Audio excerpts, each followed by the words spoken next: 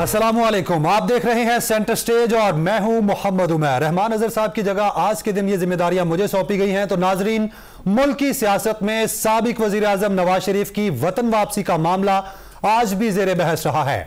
मुस्लिम league नून के रहनुमाओं का कहना है कि यह बात अटल है, नवाज शरीफ 21 अक्टूबर को वतन वापस आएंगे। आज मुस्लिम लीग नून के सीनियर रहनुमा राणा सनाउल्लाह ने कहा है कि नवाज शरीफ 21 अक्टूबर को पाकिस्तान आ रहे हैं। नवाज शरीफ का बयानिया एक ही रहा है, उससे कभी भी हम पीछे नहीं हटेंगे। हमारा बयानिया आवाम की खिदमत करने का है। पीटीआई पर तनकीद करते हुए उनका कहना था कि 9 मई के मुल्जिमान का इलेक्शन उनको नहीं लड़ने दिया जाएगा, जबकि उनकी जानिब से यह भी कहा गया है कि हम अपने कायद के बयानिए के साथ खड़े हैं। और यहां पर मियां नवाज शरीफ साहब 21 अक्टूबर को पाकिस्तान तशरीफ ला रहे हैं। उसी रोज़ पूरी कौम से जो है वो खिताब करेंगे इस बुनियाद के ऊपर कि जी मैंने जो जुर्म किया है मुझे इसलिए माफ़ कर दिया जाए क्योंकि मैंने इलेक्शन लड़ना है। ये कोई कानून नहीं है पाकिस्तान में, नहीं पूरी दुनिया में कोई कानून नहीं है और ऐसा हम होने भी नहीं देंगे। जिन लोगों ने ये जुर्म किया है उन्हें ये हिसाब जो है वो देना होगा। गुफ्तगू आपने सुनी। यहां पर एक और अहम मामला इंतखाबात का है। आज इलेक्शन कमीशन ने आम इंतखाबात की तैयारियों के तहत वोटर लिस्टें गैर मुंजमद करने का फैसला कर लिया है। गुज़िश्ता रोज इलेक्शन कमीशन ने इब्तदाई हल्का बंदियों की रिपोर्ट भी शाया कर दी थी। दूसरी जानिब आज इंसदाद दहशतगर्दी अदालत में सानेहा 9 मई से मुताल्लिक चालान भी जमा करवा दिया गया है, जिसमें चेयरमैन पीटीआई को कसूरवार करार दिया गया है। इसके अलावा आपको बताएं कि तहरीक इंसाफ के रहनुमा फरक हबीब को भी गवादर से गिरफ्तार कर लिया गया है। गुज़िश्ता रोज पीटीआई की कानूनी टीम में भी इख्तलाफात देखने में आए थे, जबकि पीटीआई और चेयरमैन पीटीआई का मुस्तकबिल क्या होगा, क्या चेयरमैन पीटीआई की कानूनी मुश्किलात में मजीद इजाफा होगा, इस हवाले से प्रोग्राम में बात होगी। लेकिन उसके साथ साथ कुछ और भी अहम खबरें हैं। सुप्रीम कोर्ट ने जिस तरह आज फैजाबाद धरना मुजाहिरीन से किए गए मुआहदे को रिकॉर्ड पर लाने का हुक्म दिया गया है, जबकि फैजाबाद धरने केस में वफाकी हुकूमत, इलेक्शन कमीशन और पीटीआई ने भी नजर सानी दरखास्त वापस लेने का फैसला किया है। जबकि इस्लामाबाद की एहतसाब अदालत ने नैब केसेस में साबिक सदर आसिफ अली जरदारी और साबिक वजीर आजम यूसुफ रजा गिलानी को 24 अक्टूबर को तलब किया है। दूसरी जानिब मुस्लिम लीग नून ने सुप्रीम कोर्ट में प्रैक्टिस एंड प्रोसीजर एक्ट के खिलाफ दायर दरखास्तों को मुस्तरद करने की इस्तदा भी कर दी है। बात करें माशी चैलेंजेस की, तो आज निगरान वजीर खजाना डॉक्टर शमशाद अख्तर ने कहा है कि मुल्क में बेयकीनी की सूरत हाल है और रुपए की दोबारा गिरावट का सबब यही वजूहात बन सकती हैं। जबकि वजारत खजाना की जानिब से जारी करदा गई माहाना इकनॉमिक अपडेट आउटलुक रिपोर्ट में आइंदा महीनों में महंगाई बुलंद सतह पर बरकरार रहने की पेशगोई की गई है। इन मौज़ूआत पर बात करेंगे अपने मेहमानों से और आपको सबसे पहले पैनल का इंट्रोडक्शन दे दूं तो हमारे साथ पीपल्स पार्टी से मौजूद हैं कादिर मंदुखिल साहब, अली गौहर बलोच हैं जिनका ताल्लुक मुस्लिम लीग नून से है, और सेनेटर हुमायूं महमद हमारे साथ होंगे जिनका ताल्लुक पाकिस्तान तहरीक इंसाफ से है। आप तीन मेहमानों का बेहद शुक्रिया कि आपने हमें वक्त दिया। सबसे पहले रुख करते हैं मुस्लिम लीग नून के अली गौहर बलोच साहब का। अली साहब, बहुत शुक्रिया आपके वक्त का। जिस तरह से आज भी सारा दिन चैमगोइयां रही कि नवाज शरीफ वतन वापस आ रहे हैं 21 तारीख को, यह तारीख खत्मी है या फिर से इसमें तब्दीली हो सकती है? बिस्मिल्लाहिर्रहमानिर्रहीम। जिस तरह के आपने जब शहबाज शरीफ साहब ने लंदन में खड़े होकर नवाज शरीफ साहब के साथ खड़े होकर 21 तारीख मतलब है कि तारीख ना सिर्फ दी बल्कि उन्होंने बड़ी मुसद्दका बात की कि वो नवाज शरीफ साहब पाकिस्तान तशरीफ ला रहे हैं। और जाहिर है उसके बाद जो कारकुनान हैं हमारी पार्टी के, वो बड़े जज्बे के साथ और बड़े ग्रास रूट लेवल पर अपनी तैयारियों में मसरूफ हैं और यकीनी तौर पर इंशाअल्लाह नवाज शरीफ साहब 21 तारीख को आ रहे हैं और ये तारीख आखिरी तारीख है। और जाहिर है कि आकर इलेक्शन कैंपेन को लीड भी करेंगे और पाकिस्तान मुस्लिम लीग नून की जो पार्टी है उसके वो कायद हैं, क़यादत भी वही करेंगे। और आपको पता है कि मियां नवाज शरीफ साहब ने पाकिस्तान के लिए उनकी बड़ी अचीवमेंट है, उनकी बड़ी कुर्बानियां हैं और उन्होंने बहुत डिलीवर किया है और पाकिस्तान के लोग उनको दिल से प्यार करते हैं। वो फिर वही तवक्को करते हैं कि नवाज शरीफ साहब वापस आए और एक दफा पाकिस्तान की मुआशी बदहाली को फिर उसी तरह से ठीक करें जिस तरह से उन्होंने 13 से लेकर 18 तक ठीक की थी। तो मैं समझता हूं कि ये चेमगोइयां जो हैं वो दम तोड़ जाएंगी और नवाज शरीफ साहब इंशाल्लाह 21 तारीख को जो है वो आवाम से खिताब करेंगे। आपका कहना है कि ये तारीख हतमी है, क्योंकि इससे पहले भी शहबाज शरीफ के साथ ही एक डेट अनाउंस की गई थी जिसमें तब्दीली देखने में आई थी, तो इसलिए जरा कंफर्म करते चलें कि ये हतमी तारीख है या फिर से कोई तब्दीली आ सकती है सर्कमस्टांसिस को देखते हुए?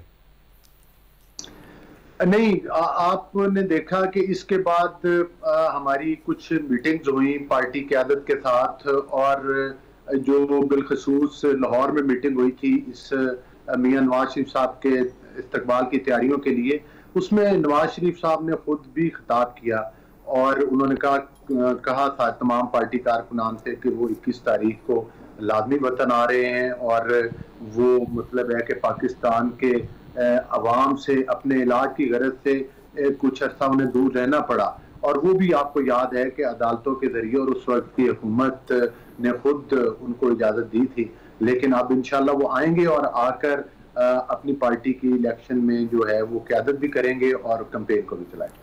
बयानिया क्या होगा, मुज़ाहमती होगा या मुफाहमती की तरफ आएंगे इस बार?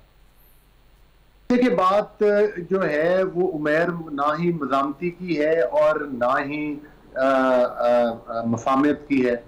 बात असल ये है कि पाकिस्तान के बुनियादी मसाइल तो यही हैं कि पाकिस्तान जो है वो बार बार जब भी किसी लीडरशिप के जरिए वो मईशत की पटड़ी पर चढ़ा, बिलखसूस नवाज शरीफ साहब का जो 13 से लेकर 18 तक का टाइम था, फिर एक साजिश की गई, फिर साजिश के जरिए उनको हटाया गया और उस हटाने के बाद आपने देखा कि पाकिस्तान के हालात ना ही सियासी तौर पर संभल सके और ना ही मुआशी तौर पर संभल सके। और हम इस चीज के मुतहम्मल नहीं हो सकते कि आइंदा भी अगर अल्हम्दुलिल्लाह मुस्लिम लीग नून कामयाब होती है और हुकूमत बनती है और पाकिस्तान मुआशी तौर पर बेहतरी की तरफ जाता है तो फिर उसको सोबताज किया जाए। नवाज शरीफ साहब ने यही जिक्र किया है कि उन किरदारों की भी रिस्पॉन्सिबिलिटी फिक्स होनी चाहिए जो इस पॉलिटिकल सिस्टम को सोबताज करते हैं, उन सहूलतकारों का भी मुहासबा होना चाहिए जिन्होंने पाकिस्तान के निज़ाम को सोबताज किया है। लेकिन हमारी असल जंग तो महंगाई के खिलाफ है, हमारी असल जंग जो है वो उस गुर्बत के खिलाफ है जो कि कुछ लोगों की कोताहियों, कुछ लोगों के क्रिमिनल ऑफेंस की वजह से जिसका शिकार पाकिस्तान और पाकिस्तान के अवाम। ठीक है, आपका पॉइंट आ गया। सेनेटर हुमायूं अहमद, आपकी जानिब आऊंगा। पीटीआई को इस सारी सूरत हाल में आप कहां पर देख रहे हैं? पीटीआई इलेक्शन में हिस्सा लेगी, नहीं लेगी, और अगर लेती है तो मकबूलियत क्या होगी? बिस्मिल्लाहिर्रहमानिर्रहीम। देखिए, इस तरह है कि Pakistan as a political party Pakistan Tehreek Insaf को बैन करने के लिए जो प्रोसीजर है उसके लिए वो तो मोस्ट प्रॉब्ली हो नहीं सकता। ठीक है, इससे पहले हिस्ट्री में बहुत सारी पॉलिटिकल पार्टीज़ को करने की कोशिश की थी लेकिन हुआ नहीं था और ये भी नहीं होगी। रही बात ये, जैसे वो लोग कहते हैं कि जिन लोगों ने हिस्सा लिया था, फलाना लिया था, जो भी, उनके खिलाफ सबसे पहले तो आपने ये प्रूफ करना होगा कि उन्होंने किया है बियॉन्ड रीजनेबल डाउट। सिंपल ये कह देना कि वो लोग उस जगह पे पाए गए थे और वो करते, तो ये तो एक लंबा प्रोसेस है, वो चलेगा। उसके ऊपर क्या प्रूव होगा, कब प्रूव होगा, वो तो बात की बात है। बाकी जो केसेस में अगर आप कप्तान की बात करते हैं तो कप्तान के ऊपर जैसे बाकी सारे बॉन्डे केस है। देखिए, जब आप एक गलत केस करते हैं जिसका कोई वो क्या कहते हैं उसे सर पैर नहीं होता, तो उसको जब वो मेरिट पे जाता है तो उसको अदालतें जो होती है ना वो फेंकना शुरू कर देती हैं। या तो आपने अदालत के अंदर इस किस्म का काम करना होता है कि कोई ऐसा बंदा बीच में डाल दें कि जो अगले को कहे कि तुम अपना डिफेंस भी नहीं बता सकते हो, कुछ नहीं कर सकते हो, और 3-4 दिन के अंदर अंदर वो फैसले जो कि जिसको ज़रा टाइम लगना चाहिए सब वो उसका कर ले, तो फिर तो यही होता है कि वो उड़ा दिए जाते हैं। अब उसके बेसिस पे आप कहते हो कि जो रिलीफ मिल रही है, रिलीफ इसलिए मिल रही है कि सारे केसेस फजूल हैं। तोशा खाना का कोई केस बनता ही नहीं है, टू स्टार्ट विद नहीं बनता, उसके ऊपर टाइम बाउंड है, बनता ही नहीं है। इन लोगों ने उससे बड़ी चीज़ें की और अल्लाह का शुक्र है कि ये नैब के लिहाज से वो केसेस खुल गए तो इनको समझ आ जाएगी कि असल चोरियां तो इन लोगों ने की है। सेकंड आ जाते हैं जो साइफर के केस था। साइफर का केस जब स्टार्ट स्टार्ट होगा और सब चीज़ें होंगी, वो भी आपको पता चल जाएगा कि उसके ऊपर ISPR ने, उसके ऊपर जनरल बाजवा साहब ने खुद एक आके बावर्दी उन्होंने कहा था कि ये सब झूठ पर मबनी है, ऐसी कोई बात नहीं है, फलाने नहीं है। तो अगर आप उस एविडेंस को लेकर चलते हैं तो वहां पे आपको पता है कि कोई केसेस नहीं थे। तो जब 9 मई वाला चालान भी जमा हो गया है जिसमें कसूरवार करार दिया गया है। सर चालान देखे ना, देखिए चालान जमा हो गया ना, अभी चालान जमा हो गया, अभी it has to be proved के they were involved, beyond reasonable doubt proof होना है, वो सारे एविडेंस आएंगे, वो सारी चीजें आएंगी, उसके बाद जब वो प्रूफ होगा और जब वो कन्विक्शन होगी तो फिर बाद में देखेंगे। जब तक कन्विक्शन नहीं होती उस वक्त तो हम कुछ बात नहीं कर सकते ना। दूसरी तरफ एक शख्स है वो ऑलरेडी कन्विक्टेड है, सही है या गलत है मैं उस मेरिट पे नहीं जा रहा हूं, लेकिन कन्विक्टेड है। अब उसने जब आना है तो उसूलन उसको डायरेक्ट जेल में जाना चाहिए, लेकिन जब वो जेल में नहीं जाता तो फिर बहुत सारे सवालात उठने शुरू हो जाते हैं कि ये जेल में क्यों नहीं जा रहा, मतलब डायरेक्ट पहले जाके वो तकरीर करेंगे, फिर सारे करेंगे, फिर उसके बाद ये होगा। तो ये बहुत सारे सवालात उठने शुरू हो जाते हैं कि क्या हम बाज लोग बायस्ड हैं, बाज लोग किसी कोई कहीं डील हो रही है, क्या चीज हो रही है, किस लिहाज से। आप ही के यहाँ से पिछले दिनों एक प्रोग्राम में कहा गया था कि क्या नाम है अपने इमरान रियाज साहब को छोड़ने के लिए मियां नवाज शरीफ ने बहुत बड़ी जद्दोजहद की और काफ़ी फोर्स किया और उसके बाद वो छूट गए। अच्छी बात है, वी आर ग्रेटफुल टू मियां नवाज शरीफ साहब की उन्होंने इमरान रियाज के लिए आवाज़ उठाई, लेकिन मेरा एक मासूमाना सवाल उठता है कि उन्होंने किस कैपेसिटी में ये फोर्स किया, उनकी बात किस कैपेसिटी पे मानी गई कि जो किसी और की नहीं मानी गई। मतलब I would like to ask this question कि यार आखिर क्या वजह है, क्या ये सारी चीजें इसके पीछे कोई और मार्कात है, आई डोंट नो, लेकिन एक सवाल तो उठता है दिमाग में। अब चीजें आ जाती हैं जो जैसे अभी अली गौर साहब ने कहा और बड़ा सही कहा है, लड़ाई जो है उसके खिलाफ है, ये क्या कह सकते हैं महंगाई के खिलाफ है। मैं आपको सिंपल बताता हूँ, एक तज्जिया बताता हूँ, तज्जिया इस तरह बताता हूँ कि 3 प्रोविंसेस हैं, उन 3 प्रोविंसेस में तीन मुख्तलिफ हुकूमतें हैं, ठीक है। अच्छा, उसमें ये हो जाते हैं कि ये सिंध, सिंध, पंजाब और केपी। और मैं पहले आपको बताता हूं 2011-12 जिसमें केपी में अभी पाकिस्तान तहरीक इंसाफ नहीं आई थी, तो उसमें रूरल और अर्बन में जो पॉवर्टी है तो रूरल में 44 थी, अर्बन में 26 थी, पंजाब में रूरल में 38 थी, अर्बन में 22 थी और सिंध में रूरल में 54% और अर्बन में 23%। अब ये 2011-12 के है। अब मैं आगे आ जाता हूं, फास्ट फॉरवर्ड करके वो टाइम आ जाता हूं जब पाकिस्तान तहरीक इंसाफ केपी में हुकूमत बना लेती है। तो उसके बाद 2013-14 आप देखें कि रूरल में 44 से 30 पे चले जाती है और अर्बन में 26 से 15 पे चले जाती है, पंजाब में 38 से 30 पे और अर्बन में 22 से 17 पे, सिंध में रूरल में 54 से 50 पे, अर्बन में 23 से 19 पे। लेकिन 2015-16 में क्या होता है, 2015-16 में केपी में जो रूलर है वहां पे एक्चुअली 44 से हम नीचे आ गए 20 पे और अर्बन में 26 से 10 पर आ गए, जबकि पंजाब में जो 38 था वो 26 पे आ गया और 22 10 पर आ गया। तो आप ये सोचें कि पाकिस्तान तहरीक इंसाफ ने विद इन 3 इयर्स जो जिसको वो कहते हैं ये पॉवर्टी एलिवेशन है वो ओवर 50% रिड्यूस की है और उन्होंने पंजाब से बहुत बेहतर कारकर्दगी की है, जबकि सिंध में आप देखें वो 54 से खाली 49 पे आते हैं, अराउंड 20-25% उन्होंने कम किया है और 23 से 15 पे आते हैं। तो ये जब आप चीजें सामने देखते हैं तो आपको पता चलता है कि पॉवर्टी एलिवेशन पे अगर किसी पार्टी ने काम किया है तो वो पाकिस्तान तहरीक इंसाफ ने किया है। और उसकी वजह यह है कि पाकिस्तान तहरीक इंसाफ ने 3-4 चीजें जिसको हम ह्यूमन डेवलपमेंट इंडेक्स है, पाकिस्तान तहरीक इंसाफ ने उस पे ज्यादा काम किया है। पाकिस्तान तहरीक इंसाफ ने जो पॉपुलेशन एज अ होल है उसको क्या, हमने कोई बड़े प्रोजेक्ट नहीं किए, मैं बिल्कुल मानता हूं, हमने मेगा प्रोजेक्ट बिल्कुल नहीं किए, मैं बिल्कुल मानता हूं, लेकिन हमने पॉवर्टी एलिवेशन की है, हमने पॉवर्टी से लोगों को बाहर निकाला। अच्छा, इसमें आप ये भी बता सकते थे कि वर्ल्ड बैंक ने 2021 में कहा था कि जो प्रोजेक्टेड केस ऑफ पाकिस्तान है 2022 में वो स्ट्रेंथन हो जाएगा। ये 2021 8 अक्टूबर 2021 की रिपोर्ट है।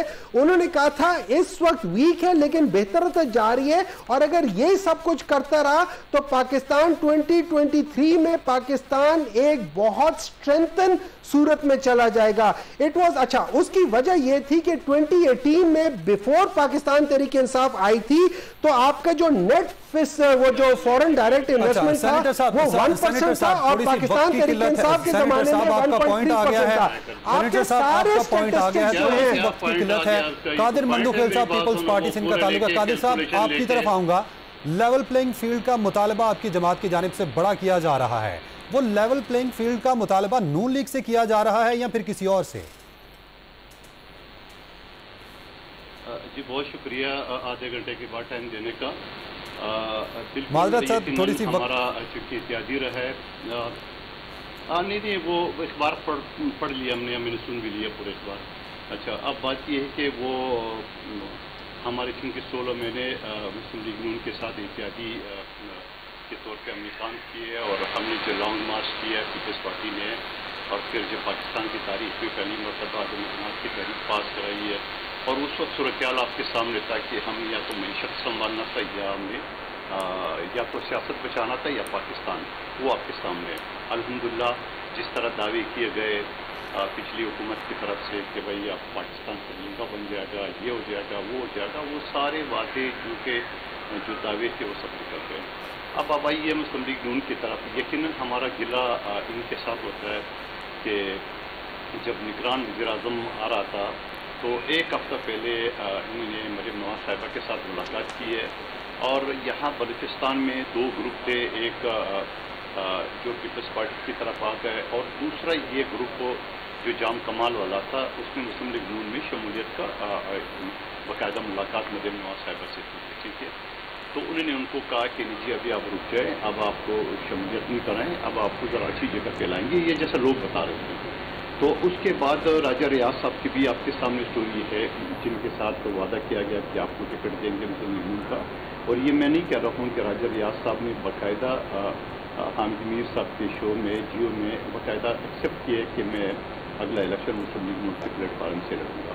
अच्छा, उसको भी छोड़िए आप। फिर नवाज शरीफ साहब के दौर में जो चीफ सेक्रेटरी था फवाद हसन फवाद, उनको वफाकी वज़ीर बना दिया है।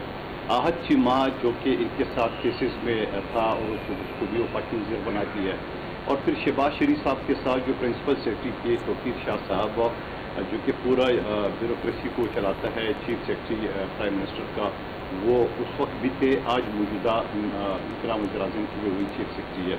फिर सबसे बड़े सूबे का गवर्नर जो ना मुस्लिम लीग नून का बैठा हुआ है। और अली गौर बलोच साहब मेरे साथ उस मुलाजमीन की कमेटी में भी थे, स्पेशल कमेटी में, और उस कमेटी में जब पावर डिवीज़न के जितने भी अदा जो सरबराह आते थे वो सारे के सारा ताल्लुक मुस्लिम लीग नून से था, चाहे वो मुल्तान का ले लो, फैसलाबाद का ले लो, लाहौर का ले लो, पिंडी का ले लो, गुजरांवाले का लो, जो जिसको डिस्कोर्स कहते हैं, उन सबके सरबराह मुस्लिम लीग नून के साबिक MNA MPA और सेनेटर रहे। तो ये इन सूरत-ए-हाल में हमारा ये कहना है कि हमें यकीनन हमें कि त्यागी रहे 16 महीने हमने बड़ी खुशअख्तूबी से उस हुकूमत को चला है और पाकिस्तान को कराची से निकाला है।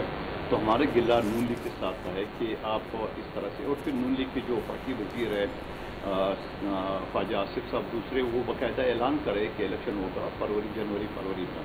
भाई इलेक्शन तो इलेक्शन कमीशन का काम है या निगरान ने उसकी निगरानी करनी है, तो आप कैसे ऐलान करें। और वही इलेक्शन कमीशन ने, आप देख रहे हैं कि इलेक्शन कमीशन ने लिस्टें जारी की थी, और फिर उसके बाद चूँकि लिस्टों के बाद उनका 54 डेज़ का होगा, आज उन्होंने वो जो वोटर्स की लिस्टें थी वो भी गैर मुंजमद कर दी है। तो इसका मतलब ये कि इलेक्शन कमीशन को दूर दूर तक जो है वो नज़र नहीं आ रहे। और इलेक्शन कमीशन से मुझे ये भी गिला है कि जब आपने एक डायरेक्शन इशू कर दी है कि कोई ट्रांसफ़र पोस्टिंग नहीं होगा, और उसी रात को पूरा सिंध की ब्यूरोक्रेसी कराची की आपने उल्टा पुल्टा कर दिया, जबकि इस्लामाबाद की और पंजाब की अभी तक बैठे हुए हैं। और फिर तरक्याती काम के लिए इलेक्शन कमीशन ने 1 नहीं 25 तारीख को, 23 तारीख को, 18 अगस्त को ये सारे लेटर इशू किए कि भाई तरक्याती काम नहीं होगा। और क्यों नहीं होगा भैया? आपने तो अभी इलेक्शन शेड्यूल अनाउंस नहीं किया है और सेक्शन 230 के तहत जो है ना हम और अली गौहर साहब असेंबली में साथ थे, तो हमने ये तय किया था कि निगरान हुकूमत कोई चीज़ अनाउंस नहीं कर सकते, लेकिन जो ऑनगोइंग है या जो सबका जो स्कीमें हैं वो तो चलने पड़ेंगे। तो उस स्कीमों का चाहे सीवरेज को, पानी को, या सिंध में सैलाब ज़दगान की जो मकानात है, जब आप उनके फंड रोकेंगे और पंजाब के अभी तक अपनी जगह पे चल रहे हैं, तो हमें खदशा तो होगा कि यकीनन ये हमारे साथ क्या हो रहा है, ये ख़ुसूसन सिंध के साथ हो रहा है, पीपल्स पार्टी के साथ हो रहा है, क्या हो रहा है। जो आपका सवाल है कि लेवल प्लेइंग फील्ड, जो मेरे चेयरमैन बिलावल भुट्टो जरदारी साहब ने कहा, वो हमारा सबसे ज़्यादा गिला जो है ना वो हमारा नून लीग से बनता है, और वो सारे दलाइल के साथ आपके सामने मैंने सारी बातें रखी हैं। ठीक है, बहुत शुक्रिया कादर साहब, आपका पॉइंट आ गया है। यहाँ पर ब्रेक का वक्त हुआ जाता है और ब्रेक के बाद हाजिर होंगे। मजीद कुछ और टॉपिक्स हैं जिनको अभी डिस्कस करना बाकी है। वेलकम बैक नाजरीन। ब्रेक के बाद आपको बताएं कि आज साबिक वजीर दाखिला राणा सनाउल्लाह ने भी एक इसी हवाले से बयान दिया कि 9 मई के मुल्जिमान का जो है उनको इलेक्शन नहीं लड़ने दिया जाएगा। और इस वक्त मुल्क की सियासत में हलचल जो है वो उरूज पर है। जो नून लीग का मरकज़ है इस वक्त सियासत का वो लंदन बना हुआ है और नवाज शरीफ की वापसी के हवाले से भी इसी तरह चहमगोइयां हैं। हमारे साथ अली गौहर साहब मौजूद हैं। अली गौहर साहब की तरफ जाते हैं, उनसे बात करते हैं। अली साहब, मैं सिर्फ एक पॉइंट जानना चाह रहा हूं, जिस तरह साबिक वजीर दाखिला ने आज बयान दिया है, इससे पहले भी सेनेटर हुमायूं अहमद ने भी एक बात की कि नून लीग के पास कैपेसिटी क्या है ऐसे बयान देने की। देखिए, बात यह है कि जो आपने अभी बात की है, मैं बिल्कुल उस तरफ भी आता हूं, लेकिन उससे पहले एक जरूरी बात है जो पहले सेनेटर साहब ने बातें की हैं, मैं उनको भी जरूर एड्रेस करना चाहूंगा। एक तो इन्होंने करप्शन का जिक्र किया है। मैं समझता हूं कि ये कम अज कम इनको अब करप्शन के ऊपर तो बात नहीं करनी चाहिए, क्योंकि ये अपने गिरबान में झांक के देखें कि 6-6 कैरेट अंगूठियों के किस्से ज़बाने ज़दे आम हैं। फॉरेन फंडिंग का केस, अरबों रुपए के घपले वो आपके सामने हैं। अल कादिर, वो जो यूनिवर्सिटी या वो ट्रस्ट बनाया जिसके बदले में वो अरबों रुपए की ज़मीन हथियाई और जिस तरह से कैबिनेट से मंजूरी ली, उसका कादर मंदोफेल साहब को भी बड़ा अच्छी तरह से पता है, ये मुझसे ज़्यादा बेहतर बता सकते हैं। फिर जिस तरह से ये कह रहे थे कि मेगा प्रोजेक्ट नहीं की, जिस तरह से इन्होंने BRT पिशावर में अरबों रुपए हड़प किए, जो कि चलती कम और जलती ज्यादा है, वो भी किसी से ढका छुपा हुआ नहीं। पाकिस्तान की तारीख के सबसे बड़े कर्जे लेकर इन्होंने एक फूटी कौड़ी भी पाकिस्तान के ऊपर नहीं लगाई। सुनामी ट्रीज जैसे आप इनके किस्से देख लें, जिनकी आड़ में इन्होंने अरबों रुपया खाया है। और जिस तरह से पाकिस्तान की तारीख में पहली दफा हुआ है कि चेयरमैन PTI ने खवातीन को अपना फ्रंट पर्सन बना के, और जिस तरह से वो फरा गोगी साहिबा के किस्से हैं, उनको अरबों रुपए जेब में डाल के बाहर भगा दिया, और वो तो अब चीजें सारी खुलकर सामने आ रही हैं। ये किस मुंह से करप्शन की बात करते हैं, और करप्शन किस चीज को कहते हैं? कि भाई आप अगर आप महंगाई की बात करते हैं, तो महंगाई में तो आपने जो कुछ पाकिस्तान के साथ किया है कि जो नवाज शरीफ साहब, मेरा सवाल अभी भी वही है, कैपेसिटी क्या है नून लीग के पास इस तरह के बयानात देने की? देखिए, बात ये है, आपने बड़ा अच्छा सवाल किया है। हमारी कैपेसिटी इसमें ये है कि आपने सुना कि राणा सनाउल्लाह साहब ने ये मुतालबा किया है कि उन लोगों को इलेक्शन नहीं लड़ना चाहिए और हम नहीं लड़ने देंगे, क्योंकि जिन्होंने पाकिस्तान में 9 मई के जो वाकयात थे, जिस तरह से पहले इन्होंने धरने किए, जिस तरह से पहले इन्होंने सुप्रीम कोर्ट के इर्द गिर्द कब्रें खुदवाई, कौमी असम्बली के जंगले तोड़े, 9 मई का तो वो आखिरी किस्त थी इनकी कि जिसमें इन्होंने पूरे पाकिस्तान के इदारों के ऊपर चढ़ाई की। उससे पहले चेयरमैन PTI ने अदालत में जाते हुए धमकी लगाई कि अगर मुझे गिरफ्तार किया गया तो ये रेड लाइन है। और उसके फौरन बाद जिस तरह से उन्होंने कोर कमांडर हाउस को जलाया, जिस तरह से शोहदा के मुजस्समों को इन्होंने तोड़ा, जिस तरह से इन्होंने शोहदा की जो यादगारें थी उनको जलाया और तोड़ा, जिस तरह से मोटरवेज जलाए, ये वाकयात तो पाकिस्तान के बदतरीन दुश्मनों ने भी पाकिस्तान के साथ नहीं किए।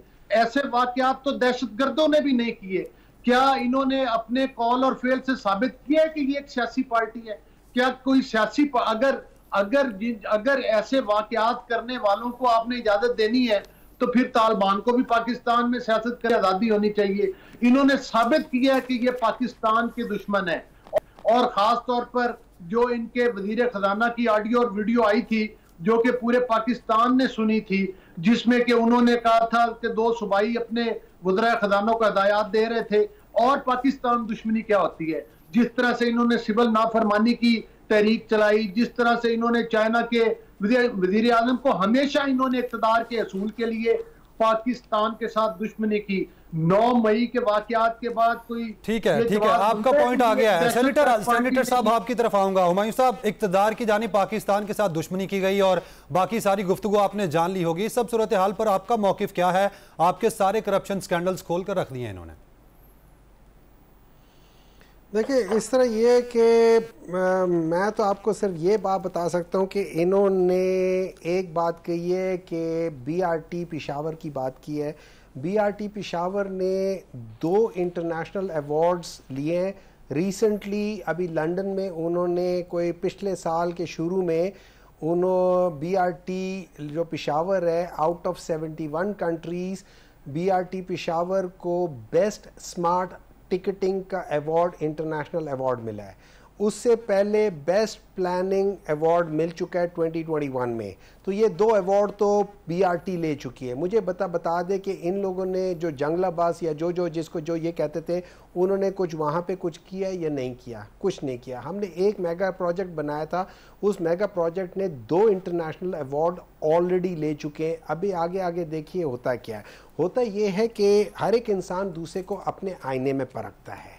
तो जिस लिहाज से ये ना पाकिस्तान तहरीक इंसाफ के किसी कोई लीडर है, इस वक्त कप्तान जो है पाकिस्तान तहरीक इंसाफ का लीडर है, उसको जेल में डाला है, वो खड़ा है जेल में है, वो भागा नहीं है। उसने कोई डील नहीं की, उसने कोई डील की ख्वाहिश भी नहीं की। उसने कहा था कि यार मुझे अटक जेल में ही रहने दो, मैं 8x8 में जहाँ पे जब बारिश होती है तो पानी अंदर जाता है, उसने कहा मैं यहाँ पे भी ठीक हूँ, मुझे कोई प्रॉब्लम नहीं है, जो मर्जी करते हो कर लो, मुझे कोई प्रॉब्लम नहीं है। मैं यहाँ पे इसलिए हूँ कि मैं अब पाकिस्तान की आज़ादी और ख़ुद मुख्तारी की जंग लड़ रहा हूँ। और आज़ादी और ख़ुद मुख्तारी किन से? आज़ादी और ख़ुद मुख्तारी उन कुव्वतों से कि जो पाकिस्तान को अपने मतलब के लिए इस्तेमाल करते हैं और फिर टिशू की तरह फेंक देते हैं, जो इन लोगों ने किया है। अच्छा, उसकी मैं एक और वजह बताता हूँ। उस तरह ये हुआ था कि जब ये लोग कहते हैं ना कि हम लोग मियां नवाज शरीफ वापस आएंगे और बड़े मजे होंगे और फाइनेंसेस ये ठीक होंगे, फलाना होंगे। मैं आपको 2 इंटरनेशनल, जैसे मैंने अपना बताया ना BRT का, मैं आपको एक हिस्ट्री की बात बताता हूँ।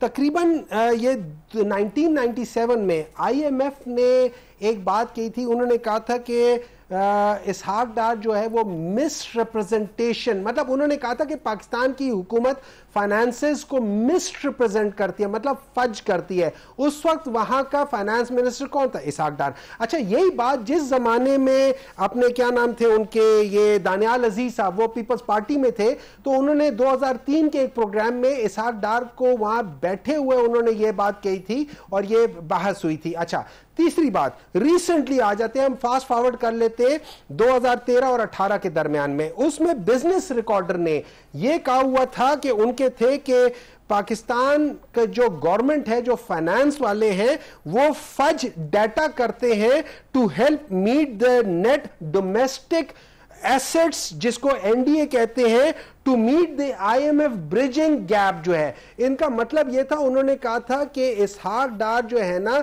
उन्होंने जो डॉक्यूमेंट्स, जो डाटा बताया हुआ है वो सारा फज था, उसके अंदर सारा गलत डाटा था।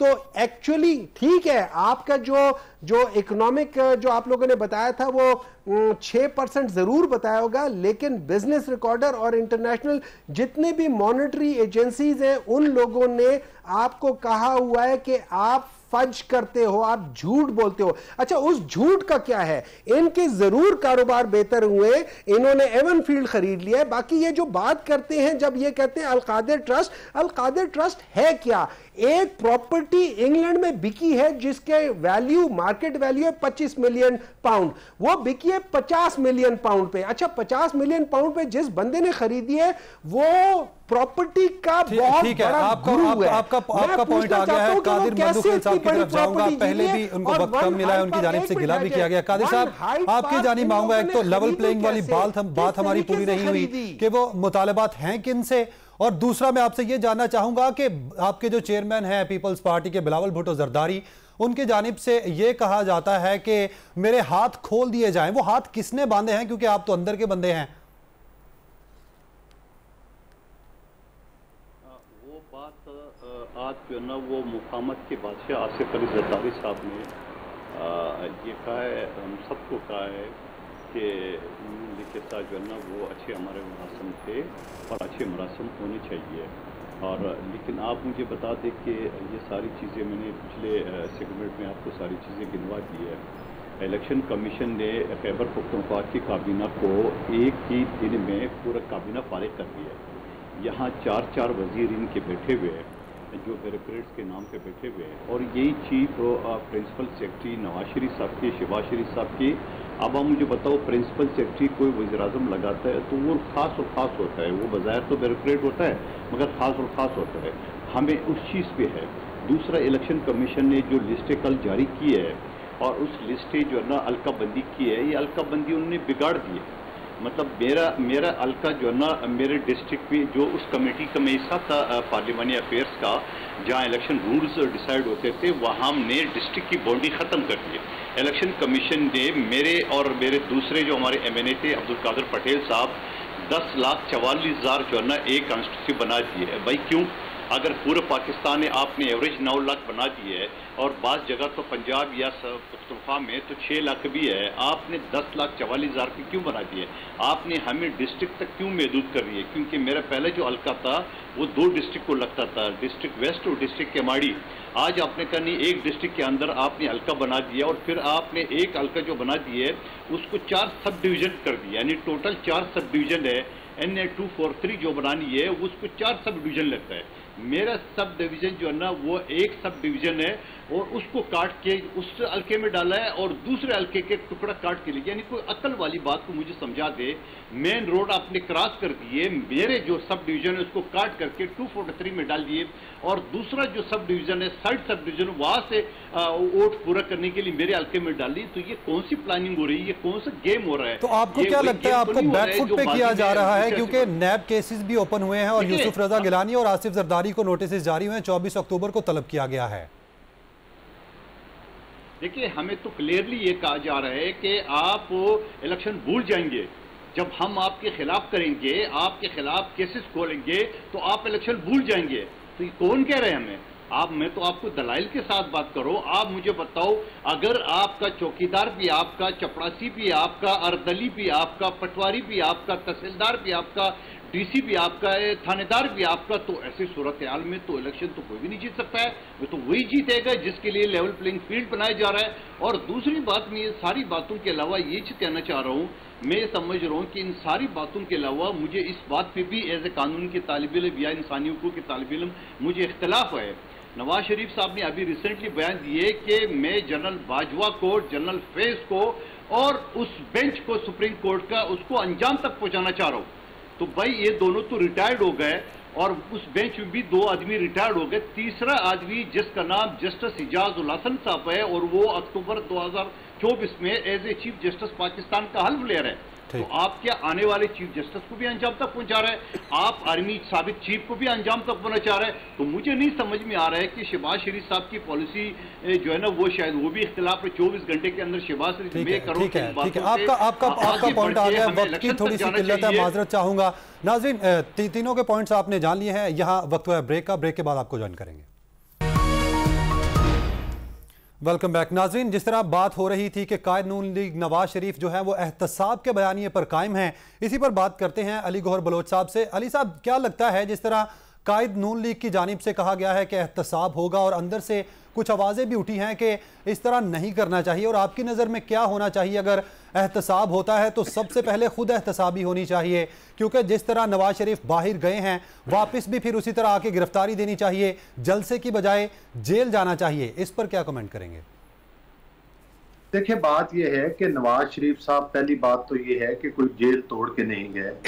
उस वक्त की हुकूमत ने और उस वक्त के डॉक्टर्स के पैनल्स ने खुद मतलब है कि उनकी रिपोर्ट्स चेक की और खुद अप्रूवल दी।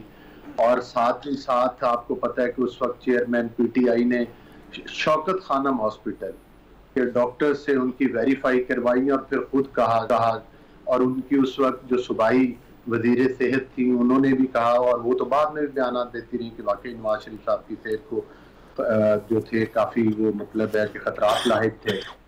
और ये तो कहना कि मतलब है कि वो कोई नवाज शरीफ साहब भाग कर तो नहीं गए हैं, वो हुकूमत ने भेजा है और अदालत की और हुकूमत की इजाजत के साथ गया है। दूसरी बात ये है कि वो वापस आ रहे हैं, वो वक्त भी आपको याद वापस आ रहे हैं। अली गौहर साहब, जो कानूनी पेचीदगियां हैं उनको कैसे दूर करेंगे? क्योंकि जिस तरह नून लीग की जानिब से खवातीन विंग की तश्कील दी गई है, तैयारियां जारी हैं, डर किस चीज का है अंदर?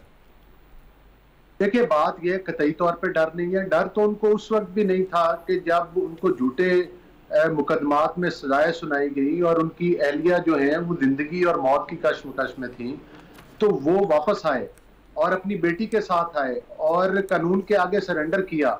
अब भी नवाज शरीफ साहब अगर वापस आ रहे हैं तो यकीनी तौर पर वो कानूनी रास्ता इख्तियार करेंगे और इसमें तो कोई दूसरी राय नहीं है।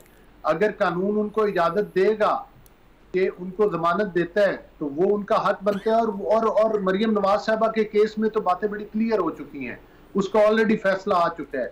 जिस तरह से पैनामा का बहाना बनाकर अकामा के ऊपर सजाएं सुनाई गई, जिस तरह से उस वक्त के जो जज थे उनकी ऑडियो और वीडियो सामने आ चुकी हैं, तो वो तो पोल खुल चुका है। जिस तरह से व्हाट्सएप के ऊपर JITs बनती रही, तो बहरहाल नवाज शरीफ साहब वापस आएंगे। नवाज शरीफ साहब का यही मकसद है कि जब 9 मई के वाकयात हुए तो हमारे एक इदारे ने सबसे पहले खुद एहतसाबी की और जो जिम्मेदारान थे उनको उनकी रिस्पांसिबिलिटी फिक्स की, आपने देखा। इसी तरह से बाकी ठीक है सेनेटर हुमायूं साहब, जिस तरह पिछले दिनों में हमने देखा कि निगरान वजीर आजम की जानिब से एक बयान दिया गया था कि चेयरमैन PTI के बगैर भी इलेक्शन हो सकते हैं, इस पर क्या कहते हैं? देखिए जी, होने को तो कुछ भी हो सकता है, लेकिन मैं आपको बताता हूँ अवाम देखिए बेवकूफ़ नहीं है। अवाम को आप झूठा बयानिया देकर नहीं कर सकते हो। अवाम क्या देखती है? एक अवाम ने ये देखा है कि पिछले 15 महीनों में जो पाकिस्तान ने तकरीबन 13.5 बिलियन डॉलर का नुकसान किया है। अच्छा, अवाम क्या देखती है कि पिछले एक साल के अंदर अंदर 1.25 करोड़ लोग गुर्बत की लकीर से नीचे हो गए।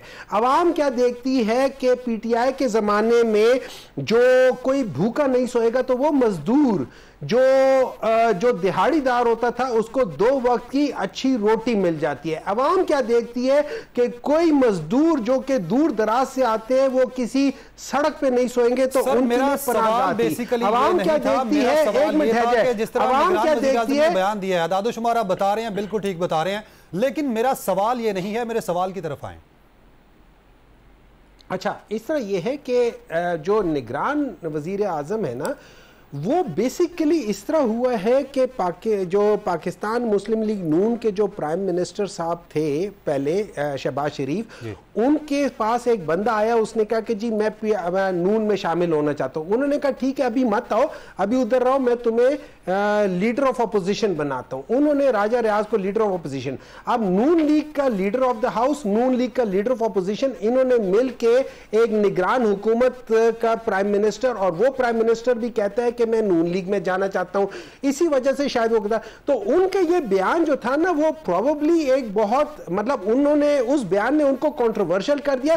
बाकी उनके कहने से कुछ नहीं होता। इमरान खान, मैं आपको बात बता देता हूं, इमरान खान वो बंदा था कि जिस दिन ये अनफॉर्चुनेट वाकया ठीक है, आपका पॉइंट आ गया कादिर मंदुखेल साहब। ब्रेक के बाद इसी हवाले से आपका भी, लेकिन वक्त की थोड़ी सी किल्लत है, यहां एक ब्रेक का वक्त हुआ है। ब्रेक के बाद इसी टॉपिक पे दोबारा से बात होगी कादिर मंदुखेल के साथ। वेलकम बैक नाजरीन। जिस तरह बात हो रही थी कि लेवल प्लेइंग फील्ड के मुतालबात किए जा रहे हैं और बैकफुट पे करने की कोशिश की जा रही है, इस सारी सूरत हाल पर कादिर मंदुखेल साहब हमारे साथ ही मौजूद हैं, उनका पॉइंट ऑफ व्यू ले लेते हैं। कादिर साहब, कुछ खबरें ये भी थी कि कुछ सेनेट का इजलास बुलाने की कोशिश की गई, वो नहीं बुलाया गया, उसके बाद नैब केसेस खुल गए, उसके बाद नोटिस भी आ गए। तो यहाँ पर इस सारी सूरत हाल में पीपल्स पार्टी किसी एम्पायर के इशारे का इंतजार कर रही है या क्या देख रही है आने वाले दिनों में? नहीं, कोई नहीं, एम्पायर से हमारा कोई वास्ता नहीं है। हम एक अवामी पार्टी है, हम आवाम के कंदूम पे, आवाम के बागडोर पे एतबार करने वाले हैं। जहाँ तक आपने सेनेट की बात की थी, पिछले 2 दिन पहले किसी शो में मुझसे ये सवाल किया था सेनेटर हुमायूं साहब ने कि आप केस बढ़ा दें और सेनेट का सेशन बुला लें। तो हुमायूं साहब इस चीज़ की गवाही देंगे कि मैंने आज टीवी पे मुनीज़े के शो में बात की थी और नेक्स्ट डे जो ना हमने उस चीज़ को फाइनलाइज कर दिए और हमारी पार्टी ने, हमारे जो सेनेटर ताज अहमद साहब ने, उन्हें बाकायदा जो दस्तखतों पे जो एतराज़ था तो वो हमने रिक्वेजिशन भेज दिया। हम चाहते हैं कि सेनेट के इलेक्शन हो और सेनेटर साहिबान इस बात की डिबेट कर दें कि आइन के आर्टिकल या जो इलेक्शन कमीशन के रूल्स है या सदर पाकिस्तान के इख्तियारात है, उन सब की निशानदेही जो इस बात की करती है कि 6 नवंबर से पहले जो है ना वो इलेक्शन हो जाए।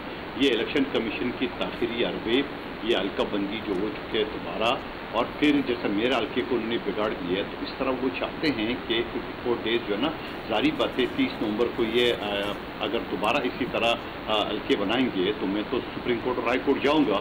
और आपको पता है कि सुप्रीम कोर्ट हाई कोर्ट में 2-4 दिन में तो नहीं होते फैसले। इस तरह मुझ समेत बाकी पाकिस्तान के भी लोग जाएंगे जो उम्मीदवारान हैं। तो मुझे इलेक्शन कमीशन की जो इशारे है वो दूर दूर तक नहीं लग रहे। इसी वजह से हम चाहते हैं कि सेनेट का इलेक्शन हो और वहाँ पे जितनी भी पार्टियाँ हैं इस चीज़ के ऊपर डिबेट करें, क्योंकि मैं और हमारे अली गौर बलोच साहब, हम लोग तो अभी असम्बली से बाहर है लेकिन सेनेट तो मौजूद है, तो इस चीज़ भी ज़रूर इस आवाज़ को उठाने चाहिए। हम चाहते हैं इलेक्शन टाइम पे हो। वक्त की किल्लत है, आपका पॉइंट आ गया कादिर साहब, वक्त की थोड़ी सी किल्लत है, माजरत चाहूँगा। 3 मेहमान हमारे साथ मौजूद थे, अब्दुल कादिर पटेल साहब थे पीपल्स पार्टी से, अली गौहर बलोच थे और सेनेटर हुमायूं थे। बहुत शुक्रिया आपके तीनों का। इसी के साथ इजाज़त चाहूँगा, अल्लाह हाफिज़।